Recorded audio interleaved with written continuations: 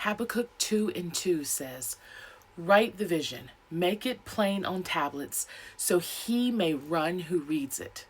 What does that mean? Well, we could apply that to a lot of things, but can we get personal for just a moment? I want to apply that to our own lives. So often we go through life and we feel unsupported. Have you ever felt unsupported?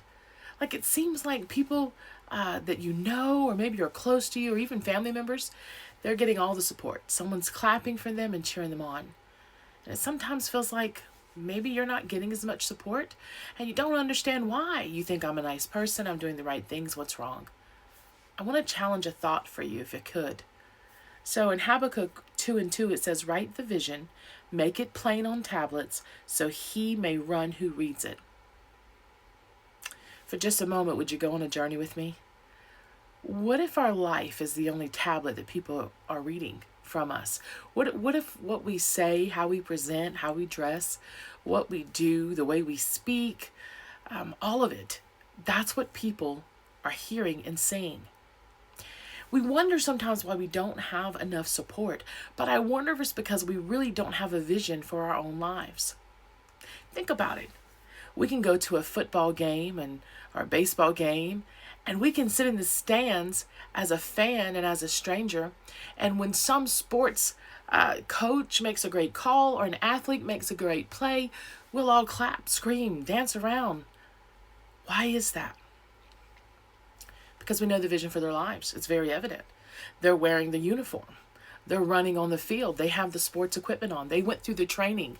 They're doing the thing. When they're interviewed, they're saying, I'm going to be the next great Olympic athlete, or the next star, or the next running back, or the next, shortstop. Whatever it is, they're saying those things.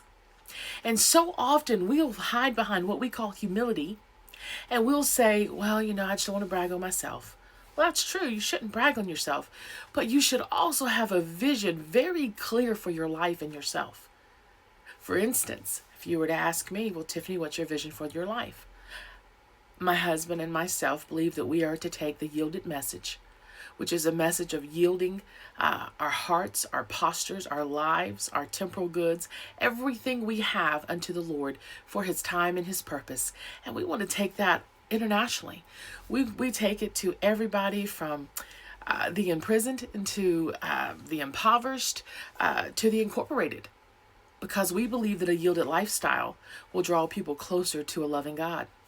So I can give you that vision for my ministry, our ministry. If you ask me what's my personal vision, well, the Lord has called me to write a book, which I've completed, and I'm about to get in some editing processes. I'm called to speak the gospel. I know God has called me to preach and to minister. I do that. I know that God has called me to be my husband's wife. I do that. I know that I'm called to be my daughter's mother, and I do that. Here is the thing. We have got to paint a vision, get the vision first, download it from the Lord, and then we've got to exude it to others. We can't expect people in this world to support what they don't know.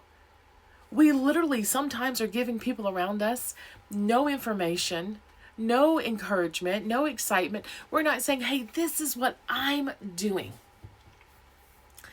And oftentimes we feel like we're the ones who clap for so many and so few clap for us. And could it be because we just haven't shared, or maybe we haven't sought what God is telling us to do? Sometimes we wait for a preacher to tell us. Sometimes we wait for a family member or an elder in our family, a mom, a dad, a husband, wife. Sometimes we wait for someone to come by and say, well, this is what you're going to do. These are your gifts. These are your talents. This is surely what God wants you to do. God does things very unusually. Truly, very unusually.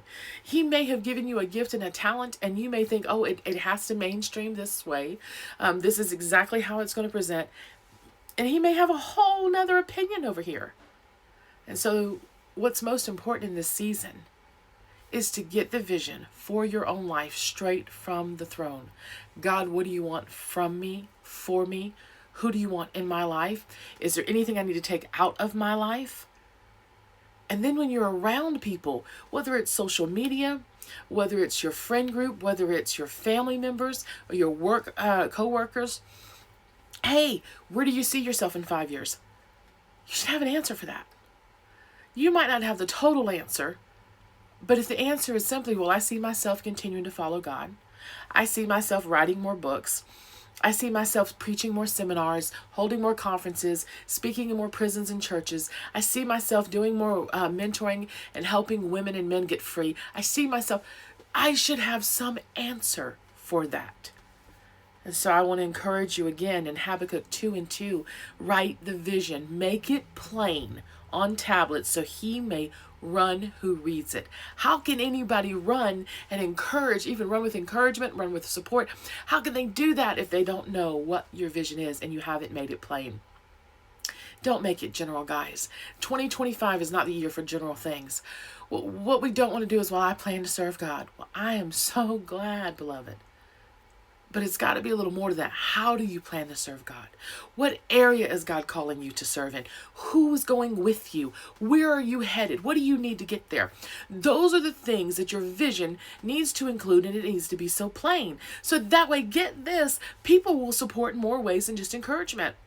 If you know that God has called you to a great mission field, and you know that that's going to cause a need for fundraising and temporal means, you're going to have to be able to say what it is God has called, when you're going to go, when's the time period, narrow it down, who is the audience. I'm going to prisons, or I'm going to Africa, or I'm going to whatever it is God's called you to do, right? And you got to be able to make it plain to somebody. And when you make that plain, if you can vision cast, come on, if anybody ever went fishing, I'm from the coast, I know all about fishing. So you throw your cast out, right? You throw your reel out, you cast that line. When you cast that line, the hope is that something bites and you reel it in.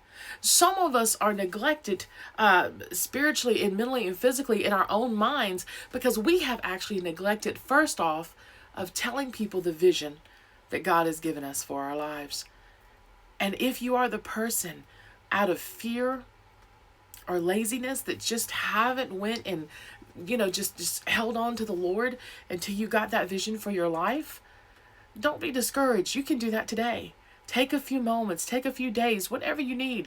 Fast and pray. Hey, God, I need to know what you have for my life so that I can tell others so that they can run with it as well. Often in the Bible, people were sent out to minister in twos. So 2 by 2. How will you ever find that second person that God is sending to be a help and a support to you, to help run this race and complete the vision that he's called you to do, if you're unable to share? I'm a little more Southern. Seems like the older I get a little more Southern every day. But there's a saying in the South, a closed mouth never gets fed. Some of us are desiring the support and the love and the friendship and the encouragement and edification that we so easily give others, but we're not receiving it because we believe that it's boastful or prideful, or just because we're simply insecure to say, hey, this is what God has called me to. So I want to encourage you today to be bold. If you know what God has called you to do, if it seems too big for your hands, if it seems outlandish, if it seems like, oh gosh, I don't want to tell people because it's such a huge dream, that's probably a God-sized dream. You should tell people. Because for God-sized dreams, it's going to take God's people to help fulfill. I just wanted to take a moment and encourage you today. I hope I've done that. Love you. Chat with you soon.